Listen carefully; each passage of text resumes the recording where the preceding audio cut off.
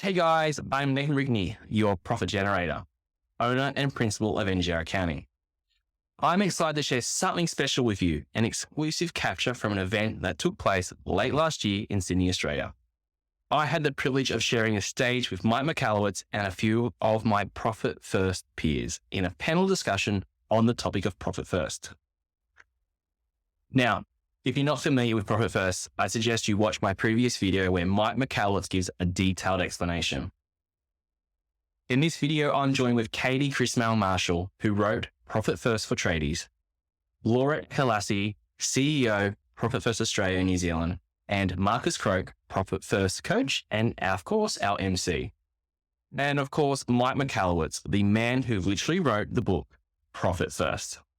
So it goes without saying, in this video, we've gathered a dream team of Profit First industry leaders, each an expert in their respective field, to address the most common questions about implementing Profit First in your business. These experts have navigated the Profit First landscape, overcoming the challenges and paving the way for businesses to thrive financially. In this video, we tackle your burning questions, providing invaluable insights. Get ready to unlock the secrets of financial success with our panel of Profit First gurus. Whether you're a seasoned entrepreneur or just starting out, these experts have the answers you need to transform the financial landscape in your business. Buckle up, take those notes, and open your mind to transforming your business to new heights. Of course, if you want to learn more about Profit First, please follow the links below to discover how you can do my self-paced DIY Profit First course. It's the best way to learn the foundations of Profit First before you implement Profit First into your business. I'm Nathan Rigney, the Profit Generator. Thank you for watching. Before I go, please don't forget to like and share this video with other entrepreneurs and subscribe to get all our great content in the future. So, let's go.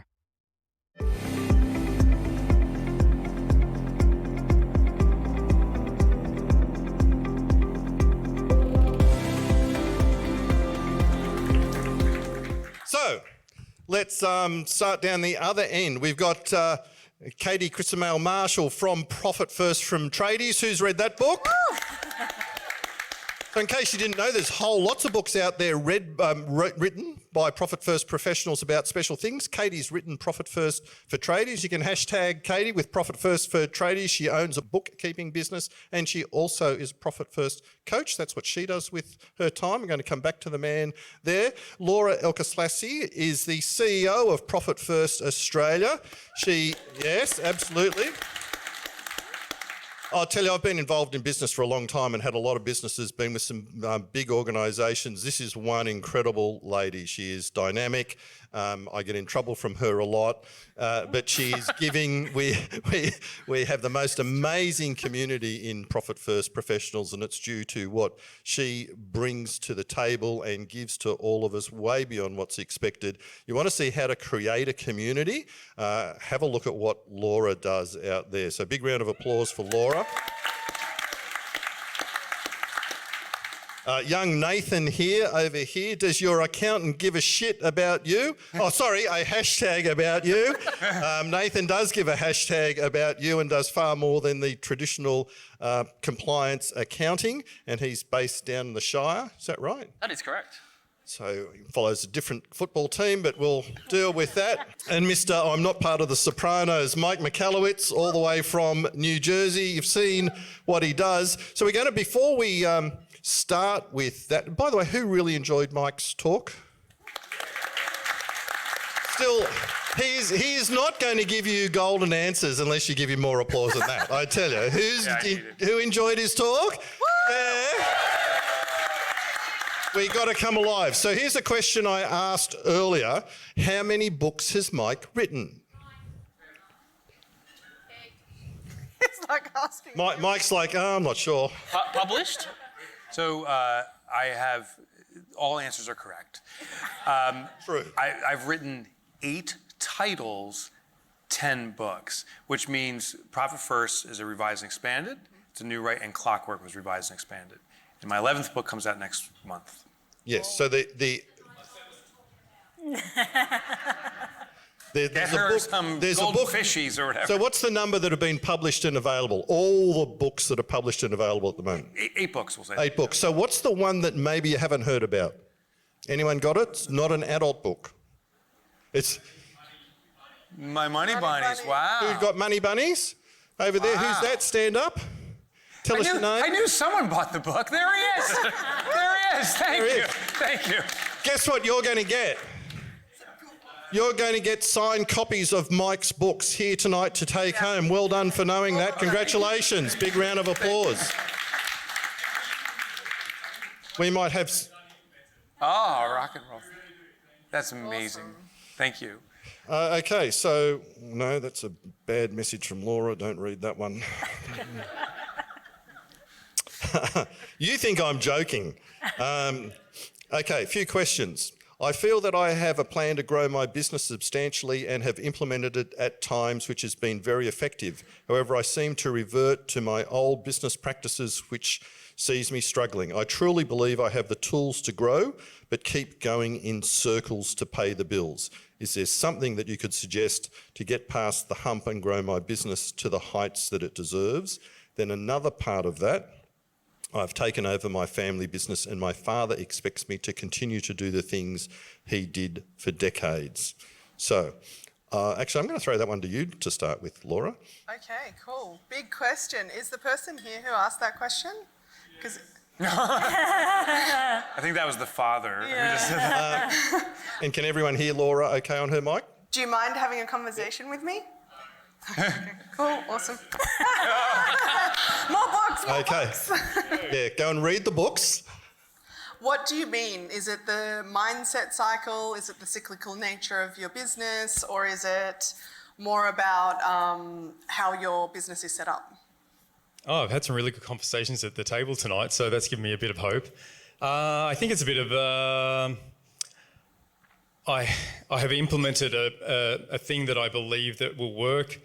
I've tried it and it does work. However, we've got old school mentality, I guess, in our business that I take on board. And I guess it's mentally getting over that hump of believing in myself to actually continue to do the thing that I believe is the most profitable for my business, as opposed to other ways that we can run our business that will still make money. However, I don't believe it's the direction that I believe that our business should be going. Okay, so that's a tough one, but I'd love to start with the lowest possible bar that we can, thanks Mike, start with. And do you know what you need to do to make it profitable? Yes. Awesome. Could you set up an account that has a percentage about that? Yes. Could you start allocating 1% to that to prove to yourself that it works? Yes. Start there. Thank you. Cool. Thank you. Anyone else? Anyone That want was to add simple. to that? Thank you. Oh, I was thinking with your father, I would have a drink of VB. But my thought is, you know, I think we're all become our parents one day, and we expect our children to do what we did, yet we rallied against what our parents told us to do. So when I have a hard conversation with my parents, for example, I'll ask them what their experience was with their parents, so my grandparents. So I don't know if that's an opportunity with your father, but to say, hey, with your father, did you use the same technology that he did? Did you follow the same principles he did? Did you introduce anything new? And if you did, tell me stories about that. And let him reflect on that, and then you can say, I want to follow in your footsteps and introduce new technologies and do new things just like you did with your father.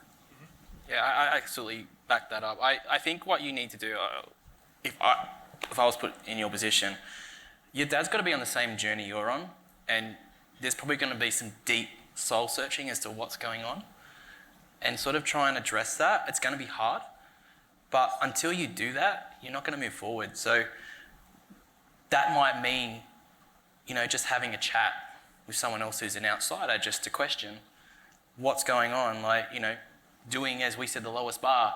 Why is that not going to work? And having an outsider come in like a coach can actually help you sort of, you know, and probably help your father. What's those stumbling blocks? Why is he holding back? And that's what you've got to address. Thank you. One, maybe if you start with this one, Katie, that was asked of me. So somebody's saying, love to get going with this, love the idea, but I've got all these bills paid up. I'm backed up with my suppliers. I need to get that fixed up before I start. That's a super common one we hear all the time. Just get started. Like we said, open the one account. Know exactly what bills you actually owe. So often we find that you might have a pile of bills, but you don't actually know what that dollar figure is. So really sit down, know what it is, and then put your 1% profit aside and then just start chipping away. I think one of the things with Profit First that people fail at is they want it all to happen really quickly and for everything to turn around super quickly. And it's a slow and steady wins race. We just have to start and be consistent. If you start and are consistent, even if you're just chipping away at those bills little by little, all of a sudden you're 12 months down the track and you're on track. So just get started. So that lowest, the low bar in that, what's the start, the do one push-up, stand at the TV start? Tally up all the bills that you owe and be really honest with yourself as to what that number is. So you say be really honest to yourself. Do you find that a lot of the time when people come to you with that they're hesitating with doing that? They often hesitate because they don't want to see what that number is. Yeah. So they figure if they just think and go on what they think it is, and that just pushes the problem out further. So you can't live in the denial of it? Denial, no. Nathan, I bet you've come across lots of that before. What to do? Absolutely, and I think what Katie said sums it all up. Just start small and just start somewhere. There are, I'll go back to once again, like having someone there to help you through that what you can't face, what you can't see in front of you, and just saying, hey, here are the steps. And that's what we do as PFPs, as Profit First Professionals. Show you that way that you can address those debts that are just so far away that you can't reach, you can't pay off. So one of the methodologies that's suggested, Nathan, or anyone like to go and do, well, so I've got these debts out there, I've got 3 credit cards, I've got that supplier I owe money, a methodology to deal with that. Go ahead. Well, one thing I did was I was looking at my credit card statement one particular day, and I couldn't recognize half the expenses. I don't know if you've ever been there, but I'm like, gosh, these bills just keep coming on this subscription or whatever. So I said, I don't know if I can track down each business I'm paying these expenses to, but I need to stop my expenses. So what if my credit card got stolen and I had to get a new credit card? Because then all of those subscriptions would call me and say, hey, we can't process it. And I could sort them one by one. So I called my credit card company and I said, my credit card has been stolen. They said, who do you think stole it? I said, I think I did. And so they issued a new card with a new number. That was the key. All of those payments stopped, and then all the vendors started to call me, and I was able to sort out. The appropriate ones I put to the new credit card, and the ones I wanted to discontinue, I notified them canceling my service. So, Laura, I'll get you just to throw on there. So there's the debt snowball approach. There's one thing, but I'd also like you to, and I'm thinking of the Friday guys here at the moment. I know it's not for companies and trusts quite yet, but the idea of the virtual credit cards for things as well? Right, yeah. So Thriday definitely has this, and there's other softwares where you can absolutely have all of your subscriptions and group them. So a bit like the Profit First methodology, you can have multiple virtual cards for certain things that has a limit. And it also means that you can look at one little thing at a time. So you might want to look at your subscriptions and see what's coming out of that bank account or that card, or rent. And the other thing that I'm just going to totally go off what you've asked is you can negotiate regardless of who it is. We often think that it is just set and forget, or there's no way someone will, meet me where I need to be. It's actually being open, honest, having that conversation and sticking to your commitments. So if you know you can't pay for 90 days and the only thing you can pay is $10 right now, do that. A person will work with you rather than you going, sorry, not here, sorry, not here. Like we've been, and it's with everything from Telstra to actual, rent and that sort of thing. We have the power to negotiate always. Katie, I'll throw back to you on that when it comes to collecting bills as well, because as Laura was saying that, it sparked my mind. I've got one of the problems is there's all these people that owe us money, ideas on the give us $10, give us $50 or something else to collect there. First step, just a reminder that you must invoice people for them to pay you. Hang on, so who is that a revolutionary idea for? I know that sounds really strange, but the amount of clients that come to me and have cash flow problems, and then I have a look and they're like, oh, but I haven't invoiced for the last week, 2 weeks, month. I had a client recently that was 3 months. So please can we invoice firstly, and then make sure that you promptly follow up your clients if they're not paying you on time. And I always say to my clients, we need to go back to the beginning. So if you're doing a quote or the initial conversation you have with them, you let them know then what your payment terms are. You invoice them on time, and then when that falls due, you follow them up. Not a week or 2 weeks or 3 months later, you follow them up when it's due.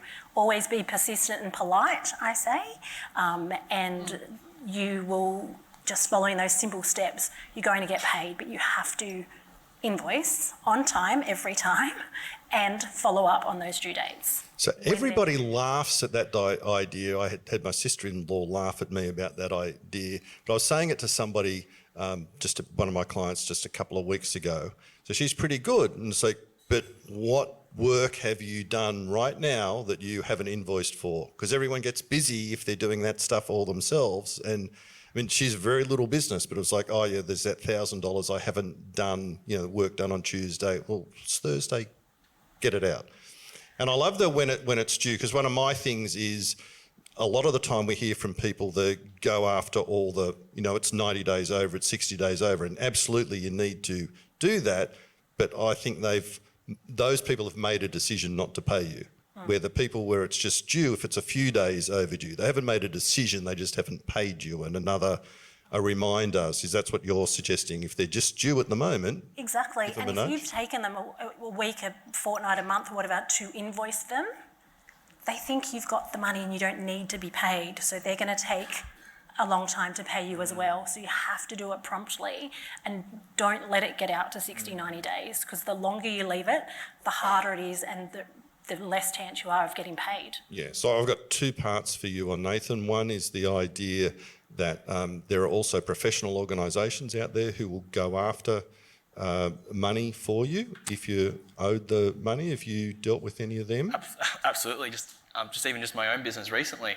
What I say to my clients is what's really important is, having a look at that process, just like Katie said, but having a look at before you engage with any customer, it doesn't matter if you're a professional services or a tradie, you really want to have a contract about the terms and the conditions for what you're providing, your service. Because if you don't have that, you have nothing to fall back on when that said customer doesn't pay you when you give them the invoice. One way I've sort of dealt with making sure that I get paid is I've gone, well, hey, I'm going to take the payment out of your hands. I'm going to set up some software, and there's great software out there where you can actually, get them to electronically sign an engagement or what we call a contract, and then, have it so that when the invoice is done, we've got your payment details. You've already signed and said, yeah, that's good. And we've already decided what the price is going to be. So with my software, and this is really good, doesn't matter what business you got, you can sort of determine before you go and do anything. And just like tradies, all tradies, they always give a quote, yeah? And you know what it's going to be roughly. So as soon as you get the job done, give them the invoice, let the software collect the money. It's not that they don't have the money, it's just they've got better things to do. So I think think about the process. Process is so important. Yeah, and just because, so a lot of the times I come across people, so one of my great clients years ago, he'd send the invoice as soon as he got the purchase order. And we had this discussion about, but the work hasn't been done. So the terms on the invoice he still had as payment when due. But about 10% of the people paid him straight away because they were placing the order. They trusted him. They dealt with him all the time. He wasn't just walking past on the street, hey, give me $20,000. And he'd send the invoice, and because they trusted him, they had the money to pay. And so they just paid him because it got it done for them. So here's another question for you, Nathan. Then I'm going to throw to Laura on this one, and then I've got a different tack for Mike. The the idea, what we hear from a lot of people with profit first, they think that it's, here's the ideas in the book, I can put it in place. But we really haven't talked about profit first, at the what's in the book here. You're talking about being proactive, how you're making changes in the company, how you're putting processes. So's Katie. Everything here is all this other stuff. So can you just talk a little bit about how, as an accountant with profit first, you're proactive? You're not just doing compliance. That's not what it's about. Yeah.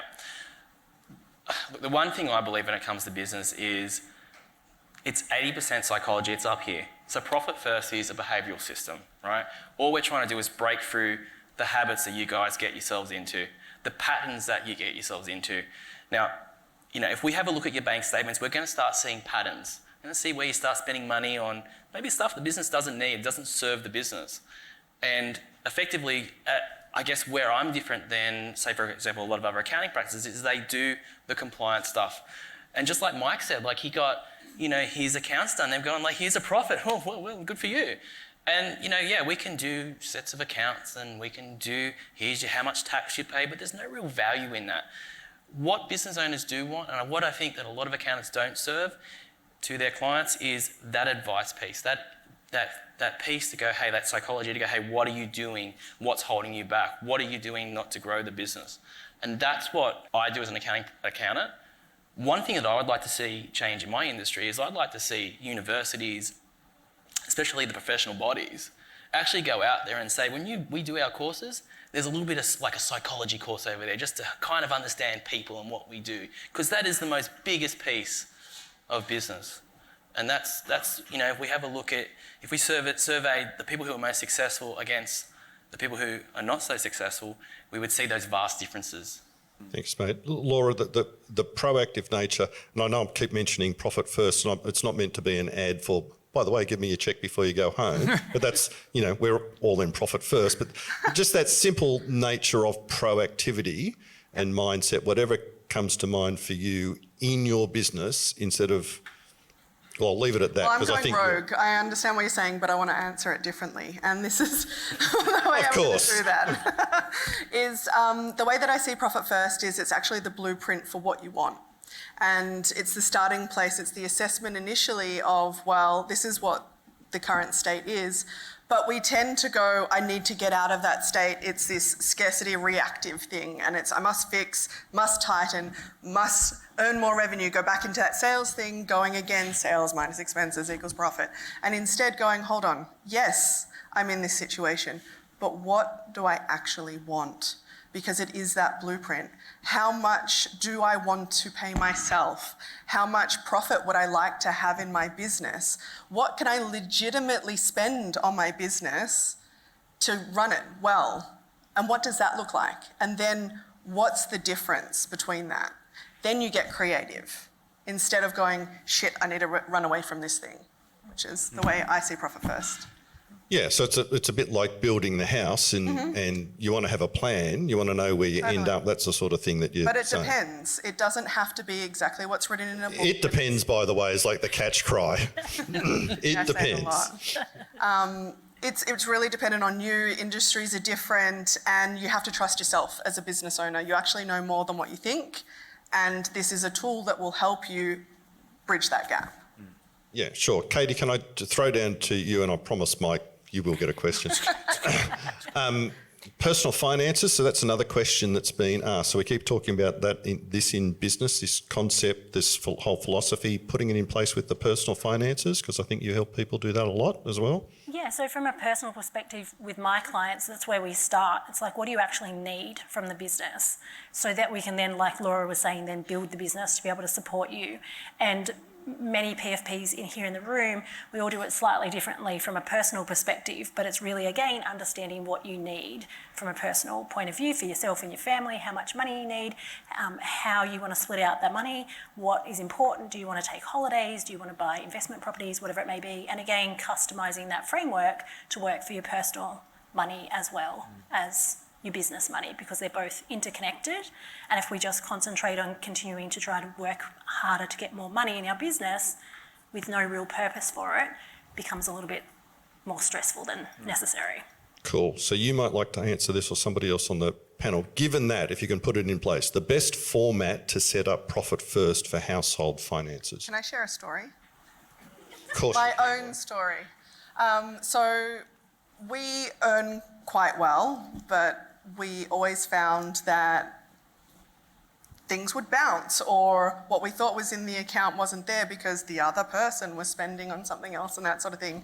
And so what we actually did is we looked at what are the things that we were fighting about to start with, and that was around actually having our own separate money in a partnership to just play with. Because the way my partner spends is very different to the way that I spend, and this is where problems were coming up, and so we chose that. But then it was like, okay, what are the buckets that are absolutely necessary in your personal life? And so for us it was a kids account and food and, you know, we call it everyday stuff because we didn't want to have 20 million bank accounts down to the nth degree. But just from that alone, nothing changed from us having to earn more money. We stopped fighting and we knew where everything was. And so it's really determining what is the issue and what clarity are you seeking? Where does it not feel clear? And for us, I knew in theory how much we're spending on rent and whatever, but it was just going out of the bank account. And so have that conversation and work that out and do you, is what I'll say. Yeah, cool. Thanks very much, Laura. I don't know if this person's in the room that I've been sent this one. It's for you, Mike. You have several amazing books, I'd say 8, on different aspects of running a business, from profit first to get different for marketing and clockwork in relation to processes.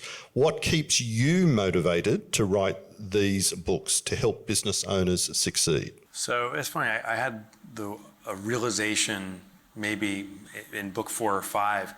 I was writing the book. I don't know why I said it that way. I was writing the book and I realized, oh my gosh, I'm writing these books because this is what I need to learn. I didn't know how to be profitable. That's why I researched it out and figured it out for myself. I didn't know how to market. That's why I researched it. Every book I write, honestly, is what I'm trying to figure out for myself and my own businesses. So that's one of my motivations. And then it's to be of service. If it works for me and it can serve others, my God, that's the greatest blessing on the planet. That's why I write. Can I just ask you, so this term here, eradicating entrepreneurial poverty, it's like the first thing I did was listen to the book and I heard that statement. Yeah. Where'd that come from? Because I heard that and I was like, oh my God, yes. Oh, yeah. Well, I came up from my own experience, but then I've been so fortunate, Marcus, over the years to meet with, I think, hundreds of thousands, maybe 1 million entrepreneurs, either face-to-face or over Zoom or whatever. But what I would do, I don't know if you've been there, is I go to a meeting where we're networking like this and someone say, how's business? I'm like, it's amazing. It's crushing it. Oh God. Right? And I go to the bathroom yet again to cry in the bathroom because the reality is we have to fake it till we make it. And you can't go to a customer when you're struggling. You know how bad it got, Marcus? I didn't realize this, but in the darkest period of my business, we had no money. My wife and I, the only thing we could afford was cheap hot dogs. My mother's a gardener, so we'd get onions and white bread. I was doing a sausage sizzle for my entire adult life. I didn't even know it. That's how I was living on that. And I just figured that out. And it was so dark, but then I'd have to leave my house and go to a prospect and say, we're the best company to serve you and we're amazing, and begging they do business with me. That's what I call entrepreneurial poverty, is we have this dream of being here and we have this necessity to fake it, and the reality of where we are, this gap is entrepreneurial poverty. And my commitment is that I close it for all of us as best I can. Nathan? I was just going to say, I think everyone has a story, and everyone's story is either, huge, like Mike said. And I was just talking to a client who's here tonight about her story. And I mean, even I've had my own story, which is probably a little bit on the smaller side, but I know for me personally, earlier on in my business, I didn't know anything about profit first. And what I was doing was, I just did this thing where I'd leave like $5,000 in the one bank account. When I got down to 5, I was like, oh, it's trouble. You gotta put the accelerator on. You gotta get going again. And every quarter my buzz would come. And when I started my business, I always had the cash there and I paid it. But then as time went on, like it'd get just to before it was due. And by the way, you get 2 months to pay your BAS, right? And I would just make the date. I'd just pay it. And then one year, I think it was back in 2017, 18, I had to ring up the ATO and say, hey, look, that BAS, I can't pay it on time. And as a tax agent, you can't pay your debts late to the ATO. I had to ring them up and say, hey, I need a payment arrangement. I can't pay this straight away. And I mean, I was just getting into the same trap that we've been describing. I was just kind of being a little bit reckless with my money. Like everything's fine, it's all good, it should be sweet. But the reality was I had no system. I had no way to manage my money, and I wasn't addressing how I spent my money. So that was my deepest issue. I mean, like that was enough to trigger me to go, hey, I've got to go do something. But I think for others, they need so that they blindly, unconsciously, or whatever it is, just continue on. So I think it's at some point you realise, well, hey, I've got to do something about it. So it's really interesting. I mean, you've heard Mike's story. There's Thanks for sharing, Nathan. sorry, my mum. I've got other things. Sorry, Nathan. Nathan, thank you for sharing that deep and personal story. I was coming back to you. What's the piggy bank represent? Who knows that? His daughter. So that's out there all the time, reminding him. We'll see if we can make him cry. But it's not just. It's not just Mike with that story. Here you've got an accountant who does tax. He's a smart young man. I've spent a bit of time with him, particularly over the last few days, and he's telling you that he got into trouble. We all go through those things along the way. So thank you, Nathan, for sharing that story. Thank you for listening. I love you. No, that's okay. Yeah, round of applause. So it's amazing, and then you've got to look for opportunities out there. Opportunities like, how about if I held a book up here that's signed by Mike and said, here's an opportunity. Who would like the book? There you go. Over there, Marcus. I'm standing up here with the book in my hand. Let's go grab it. Tez the lady was the first up, but... I'll see you later. Okay, we don't want to hear any more about that. So how about that? Who got the book? This lady at the front, jumped in front. It's like the baseballs at the things. So because you were willing to stand up and take that opportunity, you're going to get the other set of signed Mike's books, because we've got to be prepared to take those opportunities along the way. Congratulations. That one's courtesy of Laura. She's got a few more down the back. Have we got a question from the crowd, just off the top of your head? Yep. It's actually not a question, Mike. I've just got a quick comment, because I don't know how much acknowledgement you get for the work that you do. And we first met on a podcast talking about Pumpkin Plan, and you called me back a month or two later, just before Profit First came out. Can we do the podcast again? And so I read the book to be a studious interviewer. So I knew what questions to ask, and it absolutely gutted me. Like, I just felt physically ill. I've been running a business, and I was a business coach for 18 years and did such a shit job. It was just so embarrassing. And it changed our lives. And so that's the first thing you need to know. It's now one of the 3 pillars of our coaching program, and no one can come into the coaching program unless they've established Profit First. And I think it's important for you to know that we know for sure that it's saved a number of businesses. We know that. I believe firsthand it's saved a number of marriages as well. And I don't think it's an exaggeration to say that I think you've saved some lives. It's powerful stuff, and I just wanted to acknowledge you. Thank you. Thank you very much.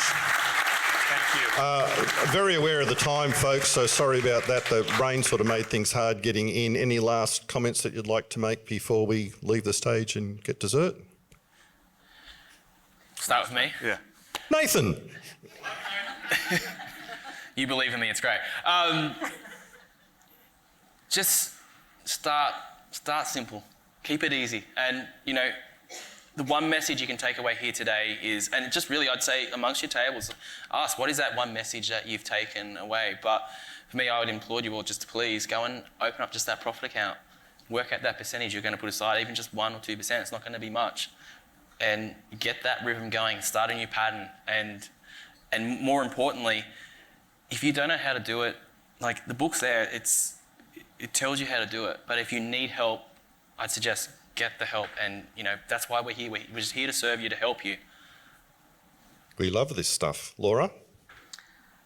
So thanks for that. That was lots. You took a whole heap I wanted to say. No, I'm joking. No, sorry, Laura, I was moving on to Mike. I feel sorry for Katie. She's on the other end. No, I would actually say that even if things feel really hard right now, take a moment to think about what you want, because the reverse engineer of what that looks like is powerful and it keeps you motivated. So rather than, so I'd just start there. Really think about what you want and take that first step.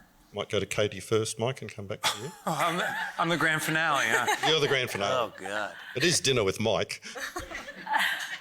I would say if there's anyone who has been sitting on the fence, to just get started, because the most emails I'll get from potential clients is from a Friday night to a Sunday, and they are all some version of, oh my gosh, everything's really bad. And once they work with us, I wish we would have done that sooner. And as Nathan said, you can just get the book, start doing a couple of steps, but please don't wait and for it to miraculously fix itself, because it never does. Thanks, Katie. Mr. Michalowicz. So I like to talk to one person in this room. I just don't know who it is, but I know one person here is in their deepest struggle right now, in this moment, in your business. Because I know at one point I was that person in the room. I remember the first conference I came to as a guest, and I couldn't afford to stay at the hotel. I was lucky a friend put me in their room, but there was another event going on just like this one, and I came early and pretended to go to that event to get the food because I didn't have enough money to buy food. And I came to the event and just felt like the biggest outsider. And I noticed someone in this room, I don't know who it is, that's there right now. And so I'm speaking to you. You've got this.